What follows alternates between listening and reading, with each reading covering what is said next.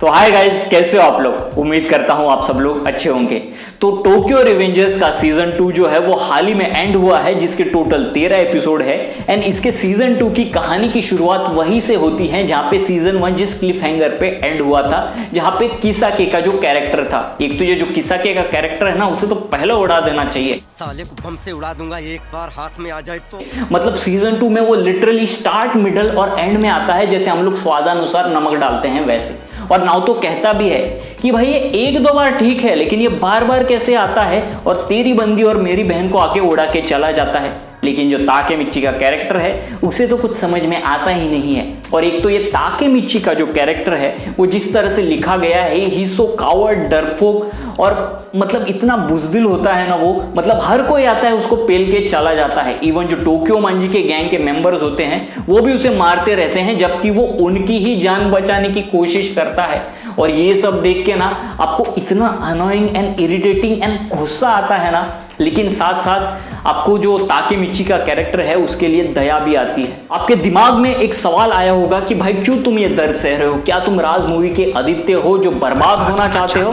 तो उसका जवाब है कि सिल्वेस्टर स्टैलोन की एक मूवी आई थी जिसका नाम है रॉकी, जिसमें वो कहते हैं कि it's not about how hard you hit, it's about how hard you can get hit and keep moving forward. And यही चीज जो है वो ताकेमिची का कैरेक्टर करता है। शुरुआत में वो भले ही डरपोक और एक कावर्ड होता है, लेकिन जब वो टाइम ट्रेवल करने लगता है वो एक डिफरेंट पर्सन बन जाता है। जो टोक्यो मांजी गैंग होती है एंड उसमें जो माइकी एंड बाकी के जो मेंबर है वो भले ही फिजिकली बहुत स्ट्रांग होते हैं, लेकिन मेंटली उतने स्ट्रांग नहीं होते। एंड ताकेमिची जो है वो एक पॉइंट पे जो टोक्यो मांजी गैंग है उनके स्पिरिट को बांध के रखता है। इस कदर उसका विल पावर जो है वो स्ट्रांग होता है एंड उसका जो कन्विक्शन है वो अनशेकेबल हो जाता है। फिर भी आपके दिल में एक ऐसी उम्मीद होती है कि ताकेमिची का कैरेक्टर जो है वो एक बार उठेगा और मस्त ऐसा एक्शन करेगा और सामने वाले को मार देगा, लेकिन सैडली ऐसा कुछ होता नहीं है।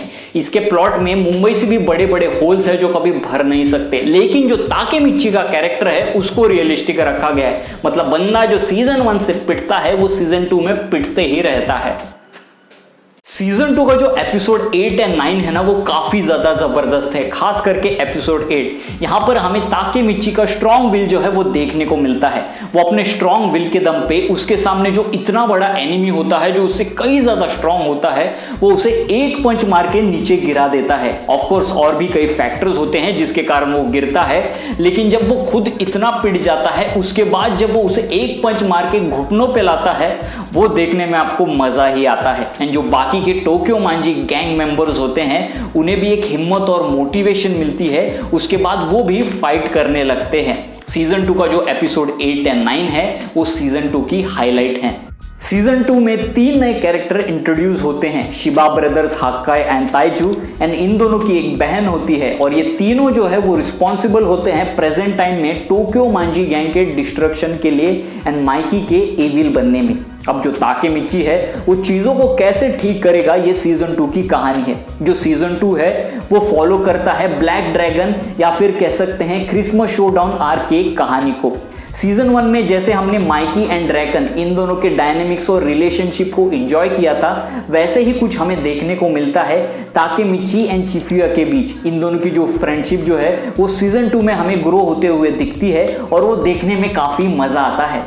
इसके जो ड्रॉबैक्स है ना ये वही है जो सीजन 1 के थे, inconsistent animation quality, plot holes. लेकिन इसका जो म्यूजिक एंड बैकग्राउंड स्कोर है ना वो बढ़िया है। इसका जो टाइटल सॉन्ग है वो मुझे सीजन 1 से भी बेटर लगा, मतलब हर एक एपिसोड में आपको सुनने का मन करता है। ओवरऑल अगर मैं सीजन 2 की बात करूं ना तो ना तो सीजन 1 से बेटर है और ना ही बुरा है। दोनों ही सीजन एक ही लेवल पे है। और ये एनिमे जो है ना वो ऐसा कुछ नया नहीं करता है इन टर्म्स ऑफ इसके एनिमेशन या फिर स्टोरी टेलिंग। ये एक डिसेंट सा एवरेज एनिमे है। अगर आप एनिमे के कट्टर फैन हो जो हर एक एनिमे देखना पसंद करता है, या फिर अगर आपके पास टाइम है तो आप इस एनिमे को देख सकते हो। इसका सीजन 2 जो है वो अवेलेबल है डिज्नी प्लस हॉटस्टार पे। और जब इसका लास्ट एपिसोड एयर हुआ था ना उसके साथ ही इसका सीजन 3 का अनाउंसमेंट हुआ था।